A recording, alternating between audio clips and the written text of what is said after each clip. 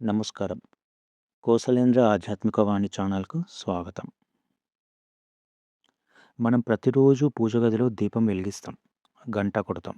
అయితే ఇవి కేవలం తరతరాలుగా వస్తున్న ఆచారాలు మాత్రమే అనుకుంటే పొరపాటే.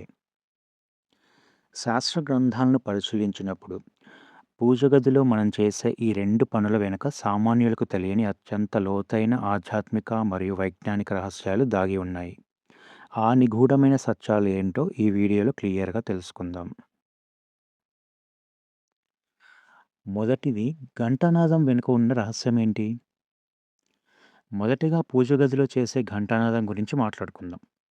దేవుడిని మేల్కొల్పడానికే గంట కొడతామని చాలామంది అనుకుంటారు. కానీ దీని వెనుక అద్భుతమైన ఎనర్జీ సైన్స్ ఉంది. మన పూర్వీకులు పూజ గదిలో వాడే గంటలను ఇత్తడి, రాగి, వెండి, జింక్ లాంటి పంచలోహాలను ఒక ఖచ్చితమైన నిష్పత్తిలో కలిపి తయారు చేసేవారు. మనం ఆ గంటను మోగించినప్పుడు దాని నుండి వచ్చే నాదం విశ్వంలోని మూల శబ్దమైన ఓంకార ధ్వనిని పోలి ఉంటుంది. ఈ శబ్దం వాతావరణంలో దాదాపు 7 సెకన్ల పాటు ప్రతిధ్వనిస్తుంది. వైద్యశాస్త్రం ప్రకారం ఆ 7 సెకన్ల విలక్షణమైన ధ్వని తరంగాలు మన శరీరంలోని 7 చక్రాలను స్పృశిస్తాయి. అది వినగానే మన మెదడులోని ఎడమ, కుడి భాగాలు సమతుల్యత సాధించి మనలోని అనవసరమైన ఆలోచనలన్నీ ఆగిపోతాయి. అంతేకాదు, ఆ కంపనాలకు పూజ గది చుట్టుపక్కల ఉండే నెగెటివ్ ఎనర్జీ మరియు హానికరమైన బ్యాక్టీరియా పూర్తిగా నశిస్తాయి. ఇది ఒక రకమైన సౌండ్ థెరపీ అనమాట. రెండో విషయానికొస్తే, దీపపు జ్వాల. ఈ దీపపు జ్వాల వెనుక ఉన్న రహస్యం ఏంటో చూద్దాం. పూజ గదిలో వెలిగే దీపపు జ్వాల కేవలం చీకటిని పోగొట్టడానికే దీపం పెడతామని అనుకుంటారు. కానీ దీని వెనుక ధనాకర్షణ రహస్యం దాగి ఉంది.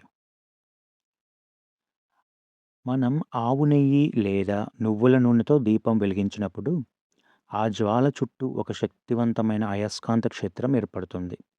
శాస్త్రాల ప్రకారం పూజ గదిలో ప్రశాంతంగా వెలిగే ఆ జ్వాల వైపు రోజు ఉదయం లేదా సాయంత్రం 1 నిమిషం పాటు ఏకాగ్రతతో నిశ్శబ్దంగా చూస్తే మన మెదడులో ఆల్ఫా తరంగాలు వేగంగా ఉత్తేజితమవుతాయి.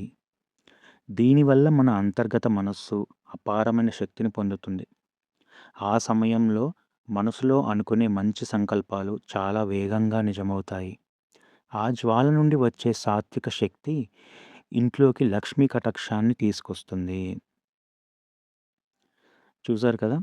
మన సనాతన ధర్మంలో ప్రతి చిన్న ఆచారం వెనుక ఎంతటి గొప్ప విజ్ఞానం దాగి ఉందో, కేవలం అలవాటుగా కాకుండా ఈ అంతరార్థాలను గ్రహించి పూజ చేయండి.